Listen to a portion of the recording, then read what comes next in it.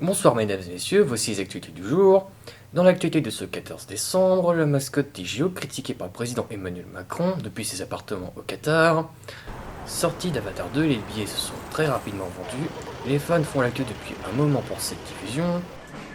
Maintenant, rejoignons tout de suite nos envoyés spéciaux, Bernard Jacob et Céleste Fontaine à Parthenay.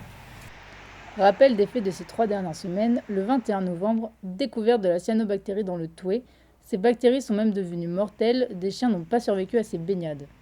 On est dans des prélèvements qui ont lieu la semaine dernière et qui affichent des taux plus élevés que les normes sanitaires en matière de cyanobactéries. Et des taux sensiblement plus élevés puisqu'on est de l'ordre de 77 000 cellules par millilitre alors que le seuil sanitaire est de 20 000.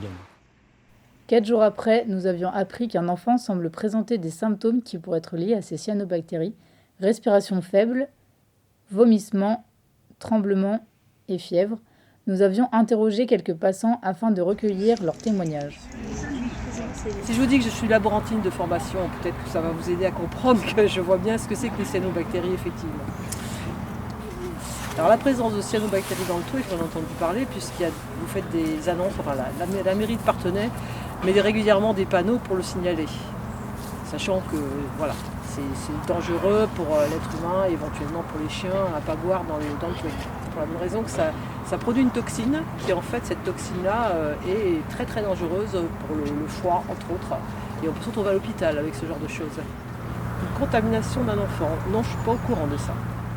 J'en ai entendu parler, oui, mais pas dernièrement. Alors. Ça a déjà paru. Mais... Ça peut être grave. Chez un enfant, c'est peut-être moins grave que chez un adulte, parce qu'il y a des possibilités de réparation, si on va dire, plus facile. Bon, c'est de la faute des parents, il y a un manque de surveillance manifeste là, je pense. C'est quand même grave. Grave, très grave, ouais. Quelque chose, oui. Il ne faudrait pas que ça se reproduise. Le 29 novembre, l'enfant avait été hospitalisé. Sa mère avait accepté de répondre à quelques questions. Mes sentiments, c'est un mélange de peur, de colère, mais beaucoup de tristesse. Le fait d'être là, spectatrice de la contamination de mon fils, en fait, ça me désole.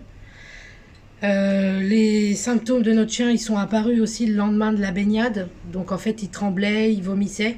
Je l'ai emmené chez le vétérinaire. Et là, il m'a dit que c'était une suspicion d'infection aux cyanobactéries.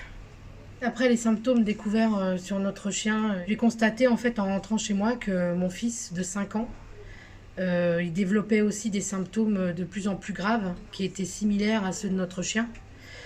Donc en fait, je l'ai emmené chez mon médecin traitant et qui l'a fait hospitaliser de toute urgence à l'hôpital. Voilà, maintenant tout ce que j'espère, c'est que les médecins se trompent parce que mon chien est mort de cette bactérie.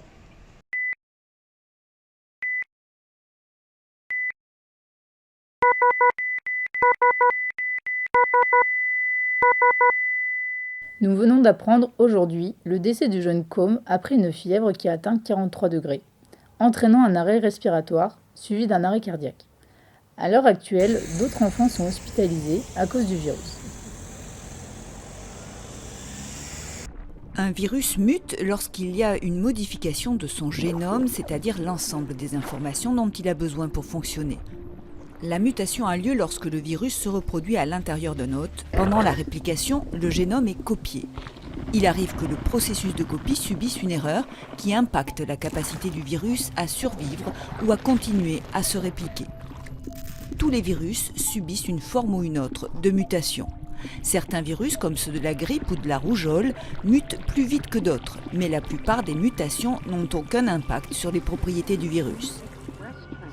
La mutation peut affaiblir un virus ou entraîner des changements qui favorisent la propagation de l'infection. Par exemple, si les protéines à la surface du virus mutent de manière à tromper ou à contrer le système immunitaire, un virus peut devenir très dangereux.